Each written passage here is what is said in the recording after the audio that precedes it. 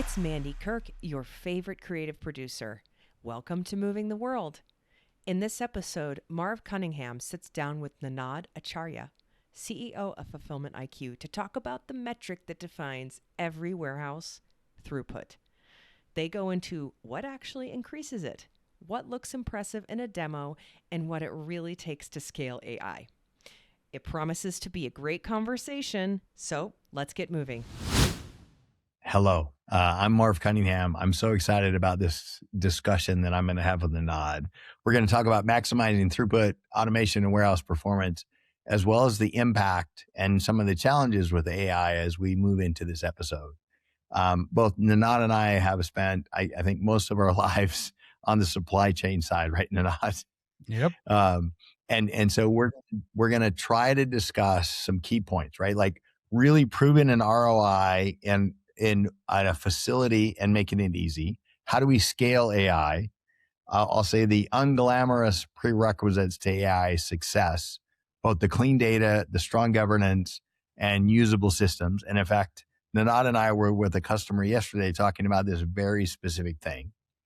Why most AIs fail aren't technical, they're change management failures. And I think if we're honest with ourselves, we're going to see that's a reoccurring theme. And then really talking about labor transparency and workforce adoption and what we can do there. And right, what roles can AI replace and what they can't, and what are they going to reshape? And then the final topic, hopefully we're going to have an opportunity to talk in the next 30 minutes around digital twins. And so Ninaad and I are very actively involved in creating digital twins with one of, right, obviously the key providers in this area. And really how do you make it productive, right? Ninaad, like you and I talk about this all the time. Like there's got to be an ROI and a cost benefit for these types of things. And how do we get there? And so with all of that said, what I would kick off with is let's start with a big picture, right? What is one single or trend in logistics today that you think is driving the most real impactful change around innovation? And I know that's very generic, but I think if we start with that, drill down. Yeah. First of all, Marv, thank you for having me on, and to Prologis as well. I say the amount of conversations Marv and I have in general, you should just like have a microphone around. You could record it, and each one could turn into a podcast episode by itself. And I think there is. Totally. Right before starting this podcast, we just discussed was like, look, we don't agree on everything, but we actually are pragmatic about where the direction of things are going. And I'm first of all really looking forward to this chat conversation. People get a little sneak peek into the chats that we have on a regular basis. As Marv said, we were on a call yesterday together talking about the biggest impactful trend in the industry today. I'll say this, the biggest trend from a shift standpoint has got to be, Marv, specifically on the tech front, is the shift from build versus buy. That's the conversation that used to be there, right? Like build, buy, partner. What do I end up doing about whatever my technical needs happen to be? I think the enormous shift that we are seeing over the last little bit has been around how do I orchestrate? That's the question. Okay, so I can go buy all of these packages and software and I can build all of this. But how do I orchestrate across everything? So if as you mentioned, be it digital twins, be it agentic AI, be it whatever flavor of AI that comes out of whatever provider out in the market, it is about how do I cross orchestrate everything that I have. Companies have a lot of data today, but how to utilize that data to actually enhance it? And is your data actually ready for the age of AI? Because right now it's 98% just fluff and noise as we see it in the market, right? Like I think at Manifest I saw like AI powered forklift, and I was like, well, is that the software or is that just a sticker on the forklift, right? Like, because there is AI powered everything, but there is a lot of fluff around it. Yeah. So first I'll comment on, I'll just show my age a little bit, Ninaad. Like you look kind of like Walter Cronkite with that amazing mic. So I'm going to have to get me one of those. So that's the first comment. The second comment would be, I think, so many people, I think, convolute AI, and you and I have had this discussion before.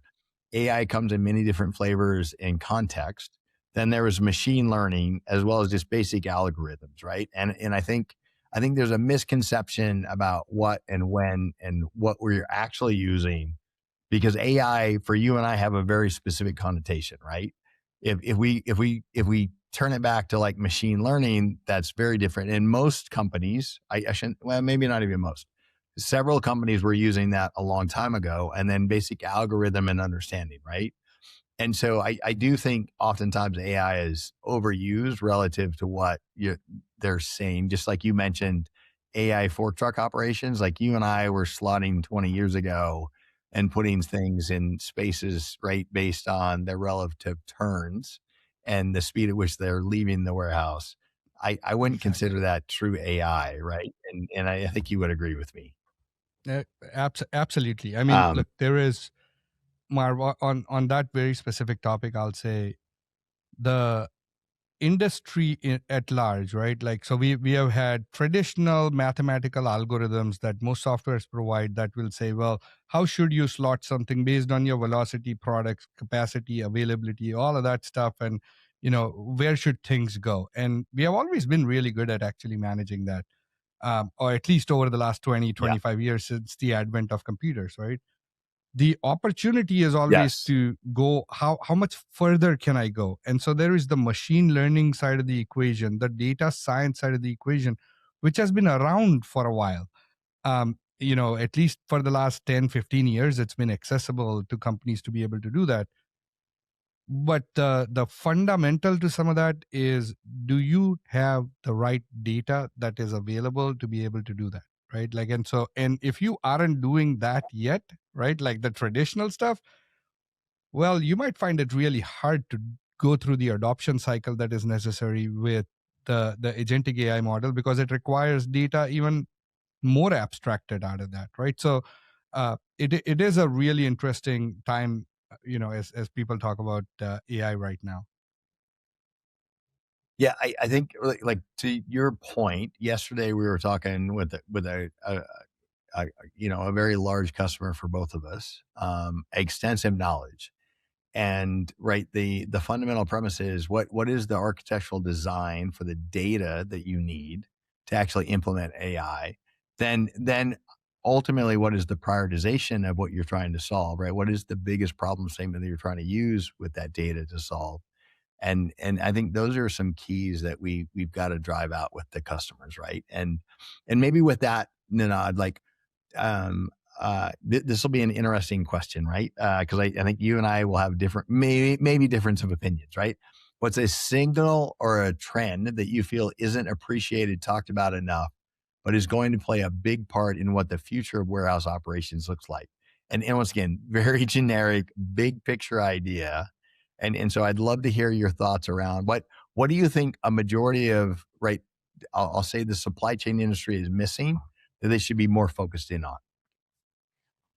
Yeah, I think the most underappreciated part of the industry, at least at this point, I would say, is I like to define it as the end user empathy, and that's more the technical terminology.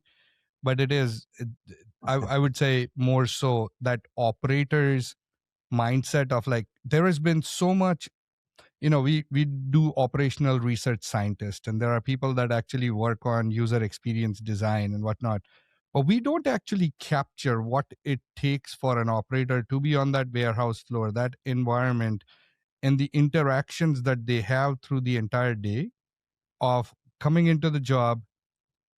And I'll say this, and I actually don't mind saying it out loud as well, that one of the things that I don't really enjoy working on, when it comes to uh, systems, is labor management in itself, as a tool, as a software that drives that employee down to like, how do I squeeze that additional unit out of you, right? Like, let's just say that. Now let's look at the other side of that equation, because there is a human equation to it. Is the person that actually works there, and what experiences are they having within that environment, and what are we doing to enrich those experiences? Because you look at the general pillars of the change leadership that is required with the changes that are happening and about to come, right? um, Executive leadership is basically asking, is this worth the time of for my investment, right? The middle management is going, how hard is this going to make my job? But then that frontline operations is saying, am I going to lose my job? And I think there is not enough being done to explain, like, how are we going to actually solve it? And I think that empathy for that end user, more so in the technical side, I think it's really underappreciated as to what is going through in their minds while the industry is moving as fast as possible to catch up with everything. Yeah, how I would say that, Ninaad, is like my middle son is in supply chain, right? Maybe to my chagrin, right? Like my other two children are not. One is an Army Ranger and one has her own business, right? But my middle son is in the supply chain, and I often tell him that, right, just because you proved it out in a spreadsheet doesn't mean that it'll work, right? And I think the human empathy side and understanding the impact to the human end user, as well as the person that's on the night shift running a shift, right, to produce the outcome that someone has asked them.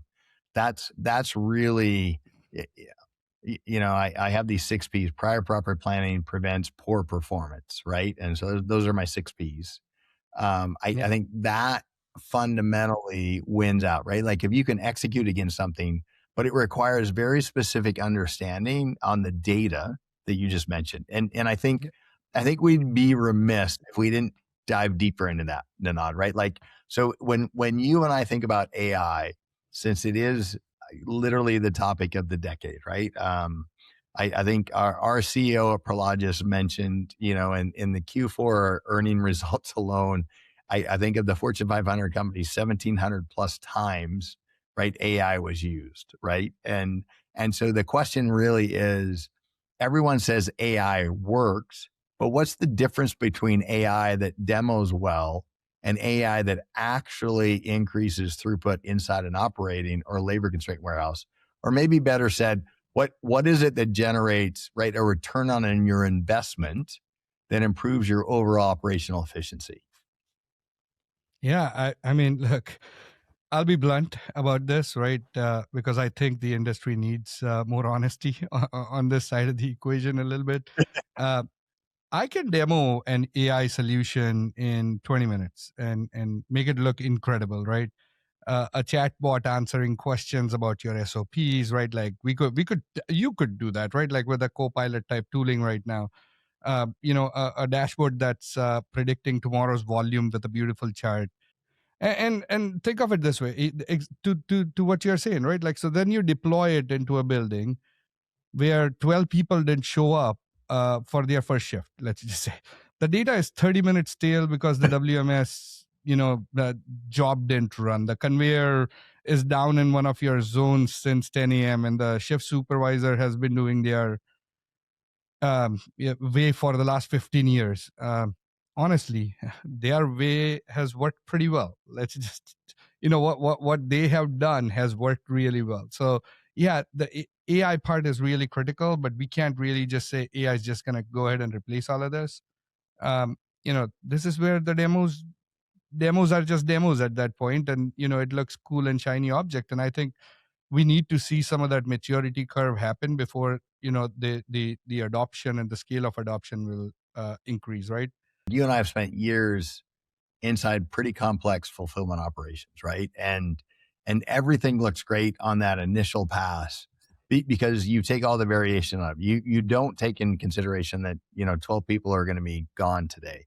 You don't take into account that the forecast is actually 25% off, and now I got to do 25% more, or even 25% less volume today, right? Yep. And those are the things that I think that if you look at your data, I'll say holistically, and then you utilize AI correctly, right, you can manage. But you have to align that it's the variation that matters, because that's the world that you and I live in every day.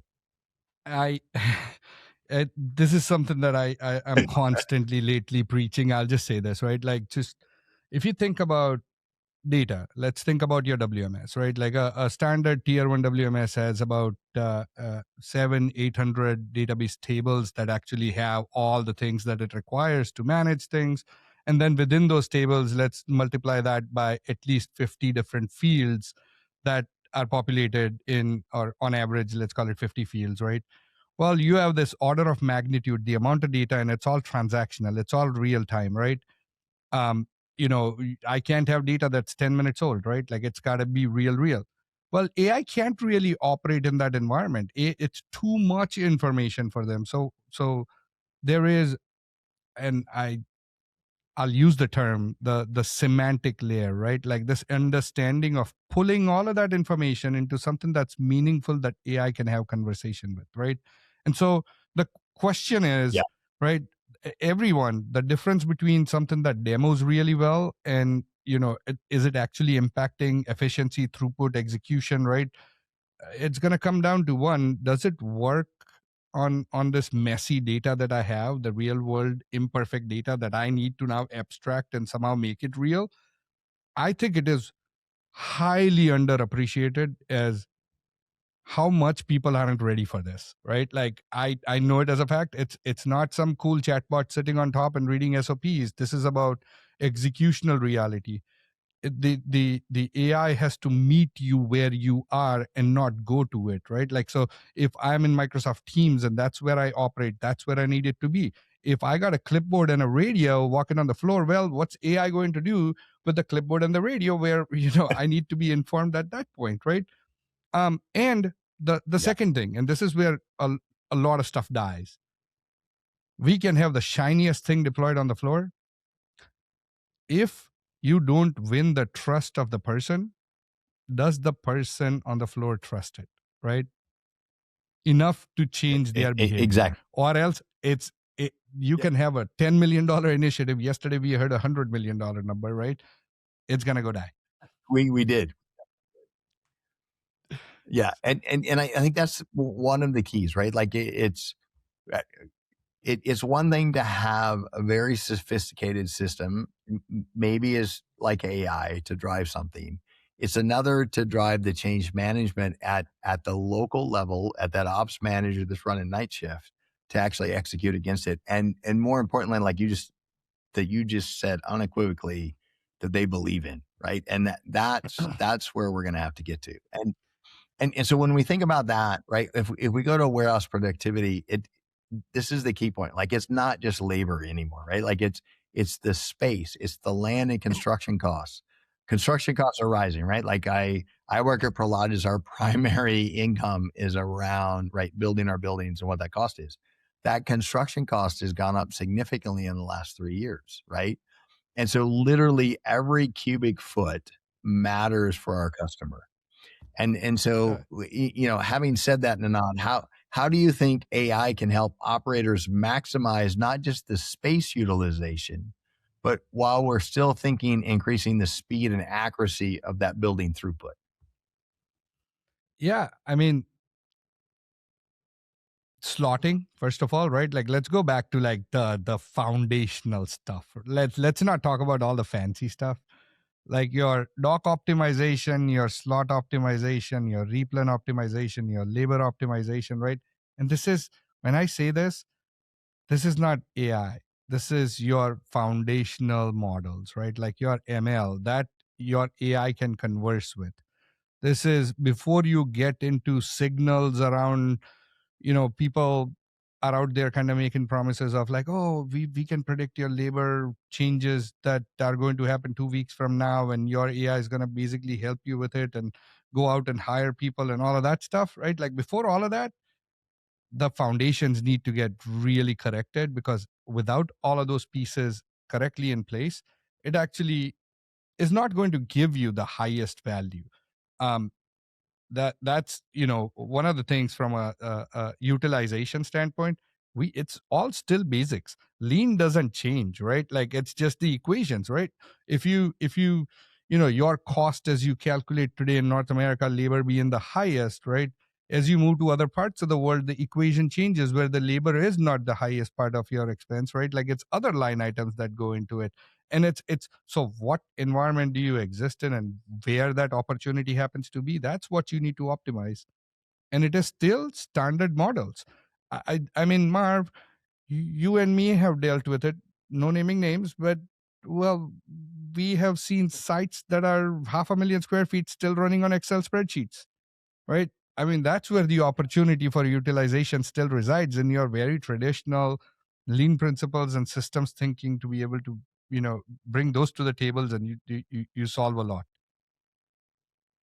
Yeah, I think how I would maybe paraphrase what you just said very articulately is, for any given operation, unless you have a basic understanding of capacity, throughput, and turns of the product that you're delivering to your customer, then AI is like any other tool, right? If the variation is so great, it's going to have a difficult time managing that, right? And so, if your forecast accuracy on a day to day basis is 30 or 40% off, that's a much harder equation to understand and to solve, right? And then especially if you're looking at your labor rates across a monthly basis, right? Then it gets Yeah. harder if every day is plus or minus X, right? And so I'm with you. No, like I believe in the fundamental basics and right understanding your business. So right at one of the companies I used to work for, we had a saying that have a plan, know the plan, nail the plan. And I Yep. know how simplistic that sounds, and not it. I I promise you, most things that I've ever done since then have never been as impactful as understanding what my plan is, knowing Yep. that plan, and then nailing that plan, right, on a day-to-day basis. Yep. Having said that, like I think most of our customers, like you and I, want to drive, right. What is the ROI for something, right? A return on investment. And you and I have looked at this in many different layers. In fact, we do this routinely. We talked about digital twins early on, right? Well, I mentioned it, right? I guess we didn't talk about it, Yeah. but like it's the reality is anything that any company does, right? We have to return back to our shareholders some kind of return on investment, right? Like Yep. that's the reality of the situation. And so when you think about return on investment on an AI solution, and I'm gonna kind of time bound it a little bit, Ninaad, to one building, right? What do you think are the hidden barriers that prevent scaling those throughput gains across the network? So I saw this once again in my previous life. We had many general managers that just crushed how they operated the building. It was difficult at best, I will say, to replicate that for building number 2, building number 3, and building number 4 sometimes, because a lot of it was in this individual's head on how they were operating, right? And so potentially one of the beauties of AI is it's going to give us the ability to scale. Like one of the terms I say, standardized, repeatable, scalable, right? Yep. How do we standardize something? How do we make it repeatable and scalable? And so that's really the question. Like from an ROI perspective on AI, from one building to many, how do you think we need to do that across the network?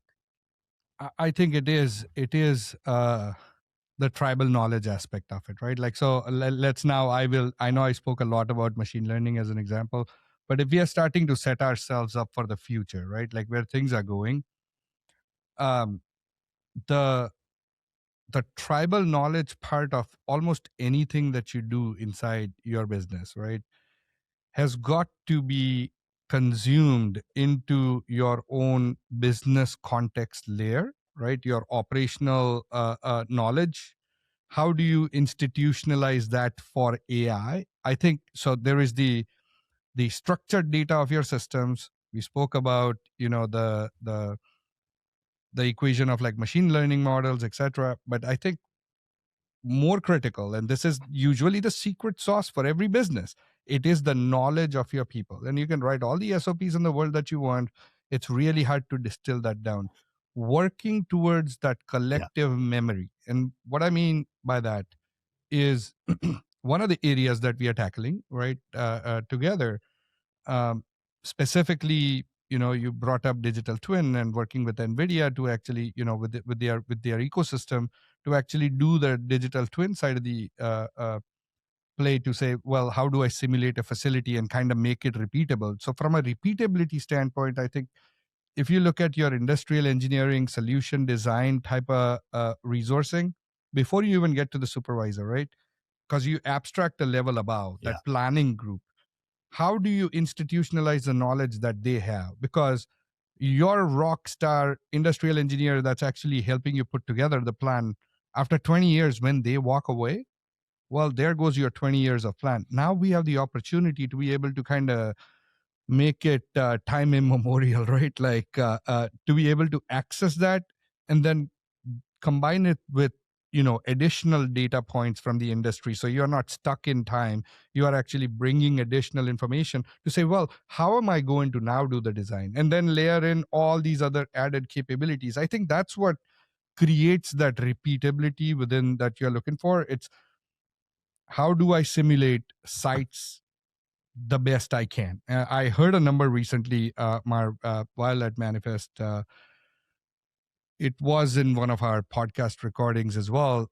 It spoke to a beverage company went from taking 18 months to go through the exercise of a plant design, and then another 18 to deploy, and then another 6 months to stabilize. The opportunity now is to, can I simulate that even at a rate where before I can get to the end state, I still have instead of 70% confidence level, I have 90% confidence level in the success of this, and I can reduce the amount of time to deliver. Well, that's a repeatable model right there. And there is a direct ROI impact that you are going to start seeing, right? But for you to do that, the challenge right now, I will also say everything that I explained, is it's expensive. A lot of these tools are very expensive, but there is democratization happening of these solutions, and we are working on something together to actually bring to the market that enables that for a single warehouse operator, someone with 3 warehouses that's trying to figure it out, similar to what you do with from a supply chain planning standpoint, how you would bring in and do network studies. Well, what are you doing about your facility studies, and given that output building by building, but with a collective understanding of who you happen to be.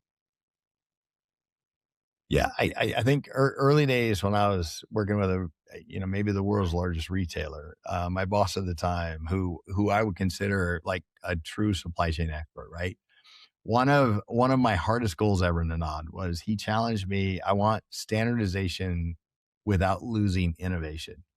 And it's a simple, right, one sentence goal that he put in to my performance review. And if you really think about it, it was so difficult, right? Because what you just described is how do you take something and replicate it and continue to progress like the bottom of your team to the top, but without losing innovation on the top, right? And I think that is one aspect of AI that I think companies should be cognizant of is, right, bringing up everybody to the average may not be the best case because you might lose the advantage of innovation, right? And I tell people this all the time is that I've been in this business just like you for a long time, right? The gray hairs show it. What I would tell you is it sounded like a simple goal, right? Marv, hey, I want standardization without losing innovation. And you're like, oh, that's easy. I don't think that's easy at all, right? Like I think we put a lot of effort and time into that. And I think with that, I'm going to ask you the final question, Ninaad, right? Like, so the final question is, I just want to say something on that side, right? The 80, I would say 80-20, Marv. That's my rule on standardization versus innovation. 80% standardized, right? That, standardize what repeats. And then, 20% you have to innovate. And the world's largest retailer, as he said, there is the term of fail fast, fail forward, right? And that's innovation. Yes. It is essentially, if you don't, you get left behind, and the pace of being left behind is going to get faster. And I'm not fear mongering on this. I genuinely believe that the you won't have the time window that we did previously. So if you're not putting, that 20% effort into constant, and you can call it continuous improvement as innovation, right? But you have to innovate. I think one of my favorite examples of that, Ninaad, in all honesty, is 50 years ago, you and I didn't have hot showers, right? And I know it sounds subtle, but like literally 50 years ago, we didn't have hot water in the house for you and I to take a hot shower. None of us today can even imagine that, right? And the rate of change and the speed of that change is so much exponential at this point compared to that. But if you just think about that very simple example, I mean, I don't think you and I would like to take a cold shower anytime soon, right? 25 years ago, when I was a boy in India, I'll tell you something. I didn't have running hot water in the house that I lived in. And as a, a 15, let's call it as a 10, 12-year-old kid, I would get one bucket of hot water that was actually boiled on the propane powered gas stove that I had to shower with. And what I would do is I would dip my hands and feet in that bucket of water and tell myself, one day when I grow up, I'm going to have a tub full of hot water. I'm not joking. This is like genuinely a part of my life, and I really cherish it. I just think like it's sometimes it's good for us to recognize those types of events, right? And so okay, so last one, thank you for all your insights. You know how much I enjoy talking to you and how much I enjoy our time together. If you could close with one of our signature questions, right? And that question always is, what is one statistic or figure that you came across recently that shocked or surprised you? One statistic that surprised me. The biggest one was we were doing a research study around trying to figure out like what percentage of warehouses have automation in them. And I was really surprised, and it depends on where you get these numbers and what you consider automation. Of course, there's systems, but like any semblance of like, because there is a lot of fear around like robots are taking over, automation's taking over. Like it's depending on who you hear, it's like 75 to 85% of warehouses that like the best they might have to call automation is like one of those like pull out conveyor type of things at best, and that too mechanical, not electrical. You know what I'm saying, right? Like that really surprises me. Even today, it doesn't matter the type of ops you have, like there's always opportunity to bring in some automation to either improve quality of life, efficiency, whatever it might be, right? Like there is that. But I think people believe that it's a much higher number. And you probably know that statistics way more than I do, right? But it surprises me how little is automated. And when we think about like automated storage and retrieval system, it doesn't even blip above the 1% mark. No, I can tell you in 2008, I was spending a lot of time for a lights out facility. I can tell you that individual company, who's probably one of the world class, right, still hasn't solved that. And even today we were talking, right? So we have a data science team that we spend a lot of time at Prologis trying to understand this. We think at best, and to your point, it depends on how you define automation, but let's say automation is right. No person is needed to move product, from point A to point B. That's only about 5 to 7% of the total industrial real estate space that Prologis has. Right. And if you go full automation, meaning that, all process, it goes down to the 1 to 3%. That's a really small number. Right. And I think to your point, most people would think it's a much bigger number. And exactly. Right. And what it shows is we have a lot of work to do that can really create incremental value, both for our customers and downstream customers, if we can solve that in a cost-effective, ROI-driven way. Agreed. So, all right, Ninaad, as always, I love talking to you. I appreciate your time. I wish you just an amazing day, and thank you for taking part of it to talk to us. Thank you very much, Marv. It's always a pleasure. And that's a wrap on this episode of Moving the World. Marv and Ninaad, thank you so much for your insight, the great conversation, and your honesty. We love your bromance over here. And thank you for listening to Moving the World. Until next time, keep on moving.